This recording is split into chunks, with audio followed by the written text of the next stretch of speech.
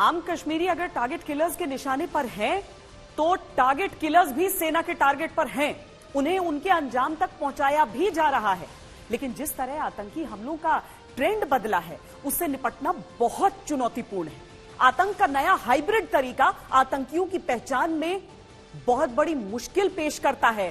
भीड़ में कौन हाइब्रिड या कहीं की पार्ट टाइम किलर है और कौन आम कश्मीरी, यह समझना आसान नहीं होता।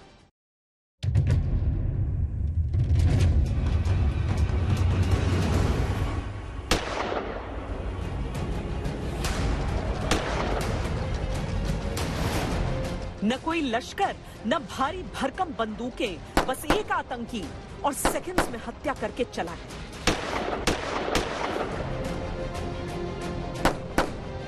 ये कौन होते हैं, कहां से आते हैं, आतंकी वारदात को अंजाम देकर कहां गुम हो जाते हैं?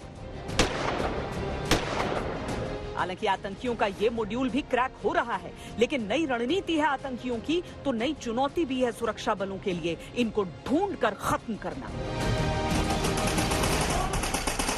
जब 370 हटा, उसके एक साल तक बहुत सारे टेररिस्ट मारे गए, ऑलमोस्ट सफाया हो गया। उसके बाद टेररिस्ट ने दो प्लान किया है।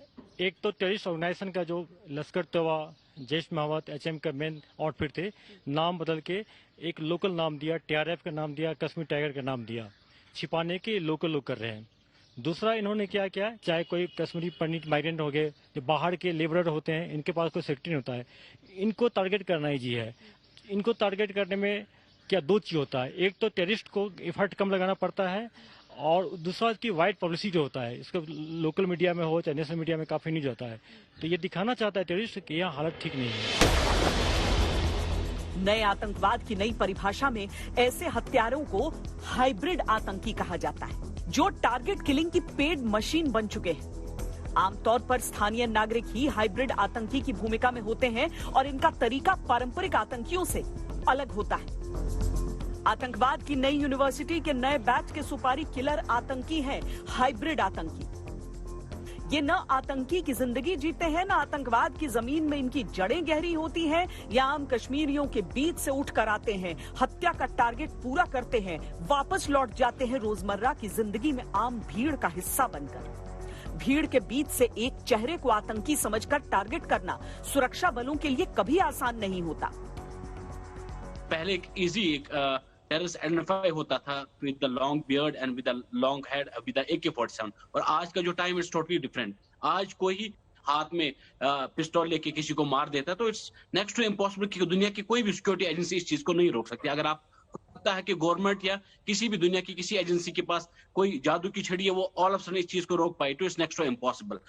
अगर आज के दौर में हमें लगता है कि कश्मीरी पंडित को अगर कोई बचा सकता है, वो कश्मीरी मुस्लिम है, वो एक कश्मीरी कम्युनिटी है जो इस चीज को रोक सकती है। मैं आपको ये चीज जरूर बताना चाहता हूँ कि कश्मीरी जो पंडित की जो हत्याएं आज हो रही है, जो नॉन मुस्लिम्स की कत्ल हो रहे हैं, या हमारे मुस्लिम्स जो हमारी जो पिछली बार अमरीन भट्ट की जिसने किलिंग की, मैं आपको जरूर बताना चाहता हूँ वो कोई और नहीं था, वो पाकिस्तानी, वो कश्मीरी था। ये रेस्पॉन्सिबिलिटी बनती है कश्मीरी कौम की कि वो पहले ये चीज देखे शेल्टर इन लोगों को देता कौन है। जो लोग हमारे माँ बहन या बेटियों को जो मारते हैं, ये शेल्टर देने वाले कौन है? ये हम में से कोई पार वाले में से लोग नहीं है, वो पाकिस्तानी नहीं, वो कश्मीरी है। हमें इस चीज को सोचने की जरूरत है कि हम में से कौन से लोग हैं जो इन जैसे उग्रवादों को जगह देते हैं, जो इन जैसे उग्रवादों को पनाह देते हैं। जब तक अनटिल अनलेस कश्मीरी सोसाइटी इस चीज पे बात ना करे, जब तक कश्मीरी सोसाइटी इन लोगों को अपने घर से जगह न दे, तब तक कश्मीर कभी ठीक नहीं होगा। हाइब्रिड आतंकी किसी आतंकी मॉड्यूल से सीधे जुड़े हुए नहीं होते, न ही किसी आतंकी संगठन के सीधे संपर्क में होते हैं। दरअसल ये किसी हैंडलर के संपर्क में होते हैं। ये हैंडलर इन्हें टारगेट देता है, जिसकी हत्या करके हाइब्रिड आतंकी टारगेट किलिंग को अंजाम देता है। ऐसे समझिए कि हाइब्रिड आतंकी सामान्य से दिखने वाले आम लोग होते हैं, स्थानीय लोग होते हैं जिन्हें ग्राउंड जानकारी होती है। इनका कोई विशेष हुलिया नहीं होता जिससे पहचान हो सके, कोई पूर्व आपराधिक रिकॉर्ड नहीं होता जिसे खंगाला जा सके। छोटे हथियारों का इस्तेमाल करते हैं ताकि उन्हें आसानी से छुपा सके। और सबसे बड़ी बात ये कि ये आतंकी सूचना के आदान प्रदान के लिए तकनीकी डिवाइसेस का इस्तेमाल नहीं करते। ये आपस में बात के लिए पारंपरिक तरीकों का प्रयोग करते हैं, जैसे पर्चे पर संदेश या मौखिक बातचीत। ये कन्वेंशनल टेररिस्ट नहीं है, आतंकवादी नहीं है जो हम समझते हैं, जिसने पाकिस्तान में जाकर ट्रेनिंग ली है हथियारों में या इंडोक्ट्रिनेट हुआ है। ये आपका ऐसा आदमी है जो आपका नेबर हो सकता है, कहीं नौकरी कर रहा है, कहीं काम कर रहा है, कॉलेज जा रहा है, जो रेडिकलाइज हो चुका है और एक आध टेररिस्ट एक्ट के लिए इस्तेमाल किया जाता है दुश्मन देश से या फोर्सेस के द्वारा, कि वो निकलता है, एक हरकत करता है, टेररिस्ट एक्ट करता है और वापस अपनी जो रोज की जिंदगी है उससे वापस चला जाता है और उसको पहचानना बहुत मुश्किल है।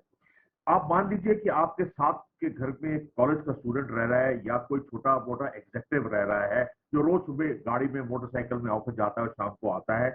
आपको नहीं पता वो एक ऐसा टेररिस्ट हो सकता है, आतंकवादी हो सकता है, जो एक दिन कहने पर जब उसको इंस्ट्रक्शन मिले वो जाके किसी का खून करके आके बैठ जाए और आपको पता नहीं। जब एक हाइब्रिड आतंकी या कहिए कि पार्ट टाइम किलर तैयार होता है, तब उसे ट्रेनिंग दी जाती है टारगेट अटैक, यानी उस हमले की जिसमें उन्हें पहले से चुने गए किसी व्यक्ति की हत्या करनी।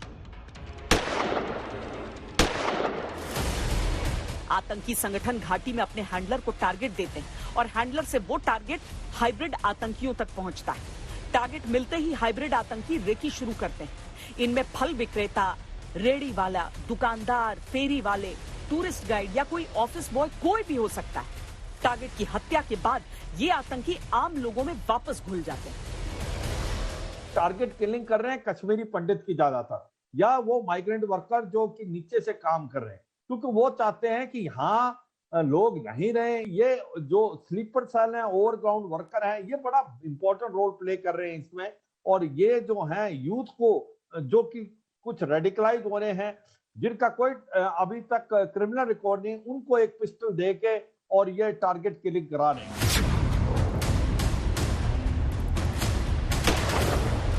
समाज के बीच का एक व्यक्ति एक टारगेट किलिंग करता है और हमेशा के लिए फिर समाज का हिस्सा बन जाता है।